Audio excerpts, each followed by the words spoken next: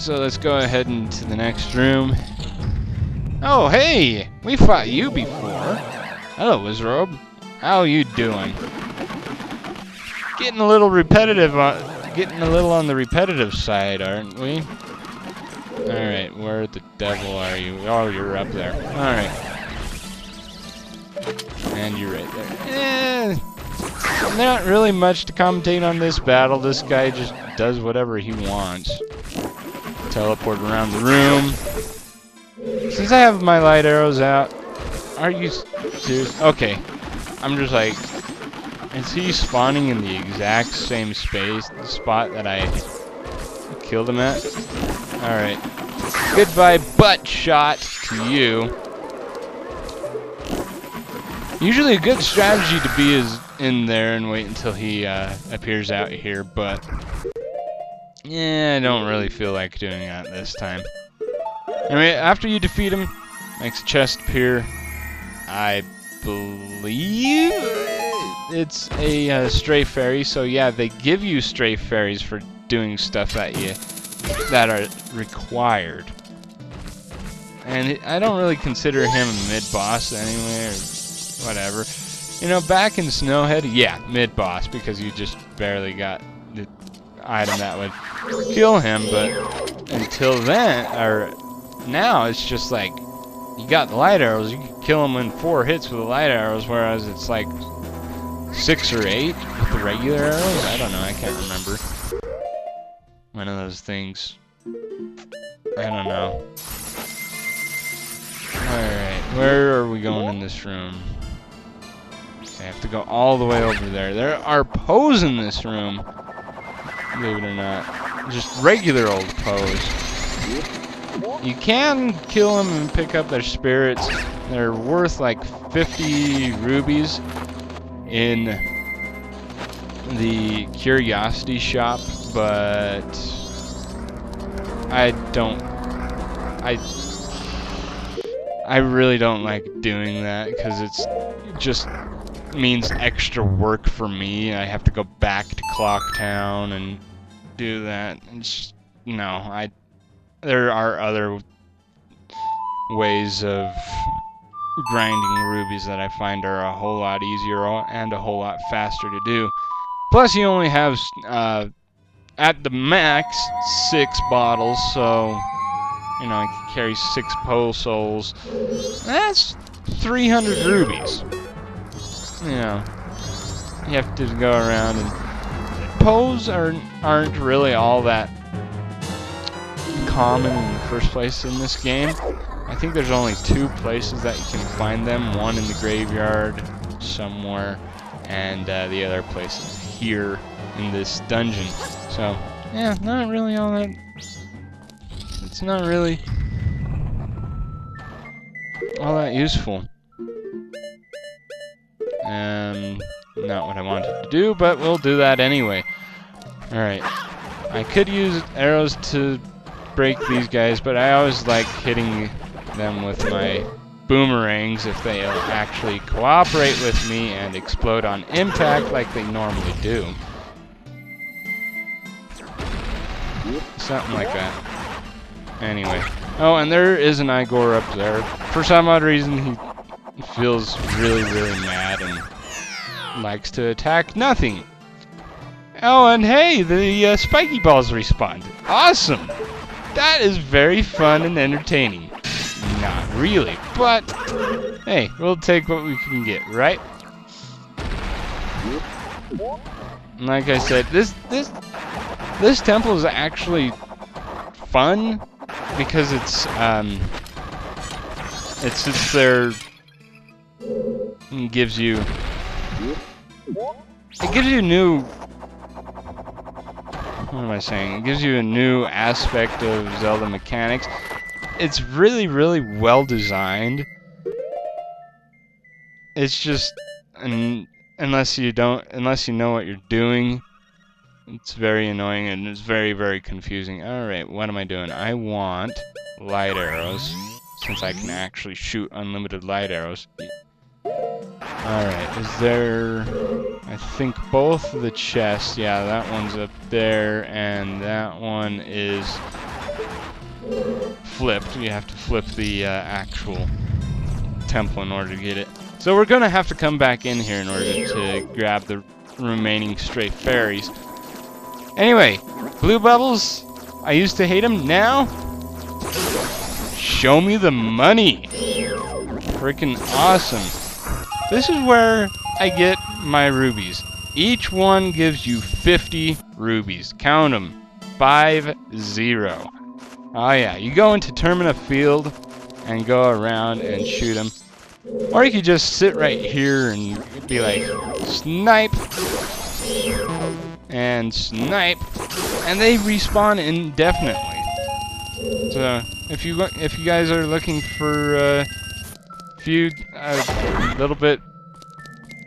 good way to stock up on the 5,000 rubies you need in order to get that one heart piece in the bank, I usually wait until I get the light arrows to do so. Alright. Oh, hello, bats. Geese, whatever. Oh, this mid-boss right here is very annoying. On my practice file, he was annoying because I didn't have unlimited magic, and I ran out of magic in my fight against him. The way to hit him is just actually shoot light arrows at him. It'll throw away his protective barrier of keys away. Go in and slash him. Use your shield to block his attacks. And rinse, repeat. What I had to do with him on my practice file, since I didn't have use of light arrows, is I had to sit there and get up in his face and do spin attacks. Sit there and kill all the keys around him in order to get to his center. It took me several tries in order to do that boss. That was a lot easier because I actually knew what I was doing. That's why you do practice runs on these games. Now, thankfully, I've actually remembered that from May, last time I did a run of this temple. So, very easy thing to do. Use your shield, guys. It is a godsend. Alright, Bubbles, give me your money. That's all I ask for, is money that you guys can give me. See? I got 300 rubies in how much time? No time at all. Seriously. I love Bubbles with the light arrows. They are awesome. Alright, so spiky balls must go away. That's what I was wanting it to do. Alright, where do I need to go now? Where? I'm gonna take a peek at my map real quick, because right here is... Alright.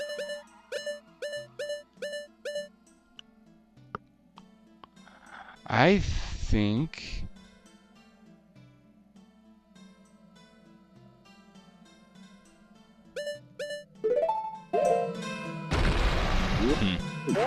I might have to... Like I said, this temple, confusing as poop. Or whatever the saying is. Confusing as jelly beans, maybe? I don't know. Alright, let's go over here. Oh, yes. I know where I need to go now. Alright, I need light arrows. I know exactly where I need to go now.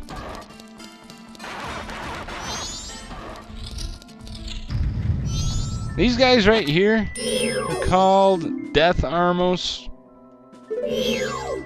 Now, I ran into them earlier in a room. Way to defeat them. If you actually come here without the stone mask, they will sit here and pound you into oblivion. Not the game, the actual verb, oblivion. Shoot a light arrow at them, take your stone mask off, and they'll pound themselves into oblivion and blow up in your face. Either way you look at it, they die. Do a little bit of damage to you, but they die nonetheless. Alright. Hello, chest on ceiling or floor or whatever you want to call it. I don't know. To us right now it's the ceiling. A few moments ago it was the floor. In a few moments time it will be the floor again. Alright, let's see. In this room we got the Midboss. We need light arrows in order to get at him. Alright, that's his eye attack. I just like standing right here on the side. Alright, can I actually fire my light arrows? Please. Thank you. And death! I deal upon you. This guy actually, he does make a chest up here. It's not a stray fairy. Believe it or not, it's our second temple item. Yes, that's it. That's correct, guys. This temple has 2 items you need in order to complete it. What is it? I'll give you a hint. It's not arrows. It is our final mask, the Giant's Mask. Within this mask lies something with a giant, sleeping giant slumber of doom. Anyway, that fills up, with the exception of one, our entire mask screen. So yeah, as you can tell, yay! We're done with masks for, well, the time being anyway. Alright, this, what do we need? We need to shoot that switch.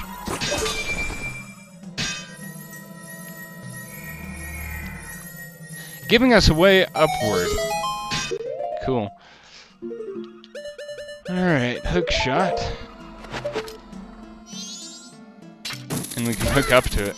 Yep, all the chests are unlocking now.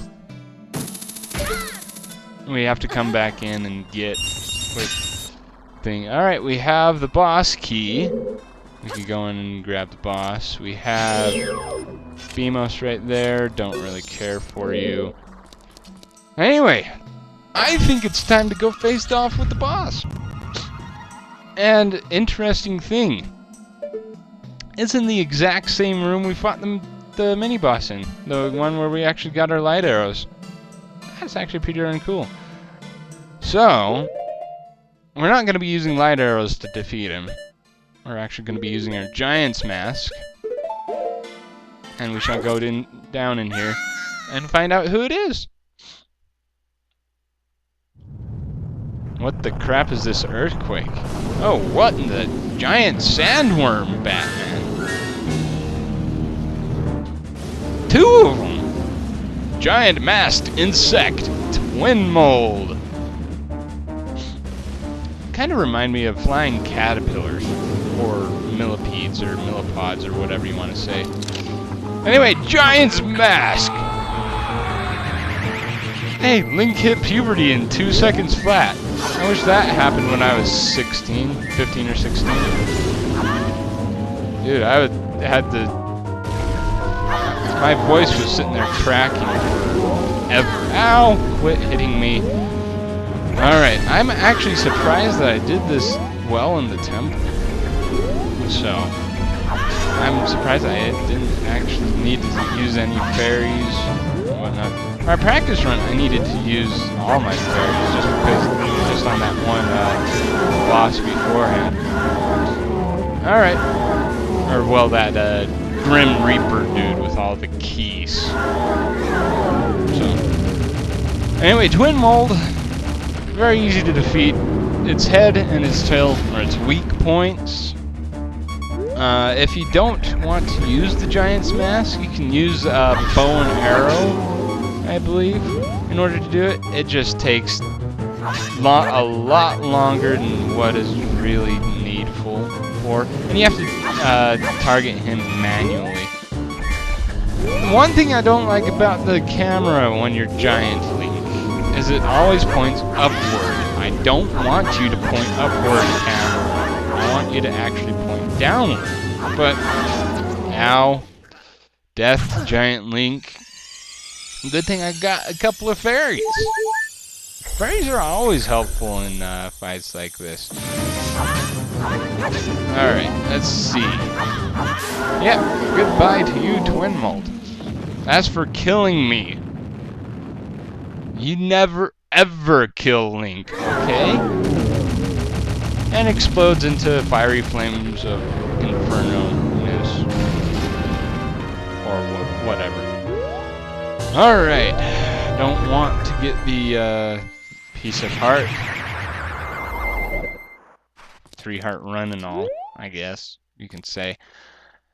Anyway, we shall collect our very last Twin Mold remains, our last remains of the game. Yay, all 4.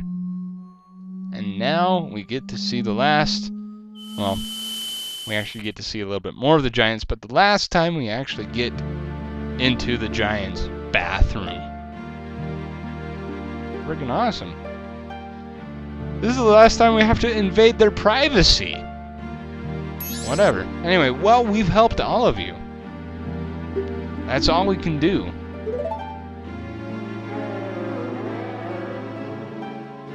Call us.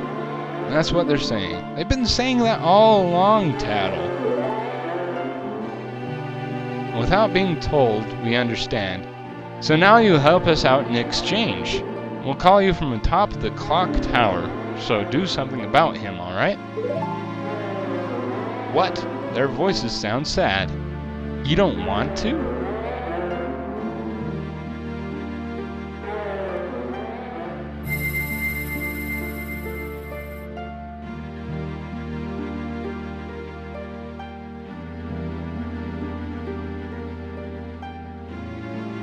Forgive your friend. Can we go a little bit faster, please? Forgive her friend? What do you mean by forgive? Huh? What friend?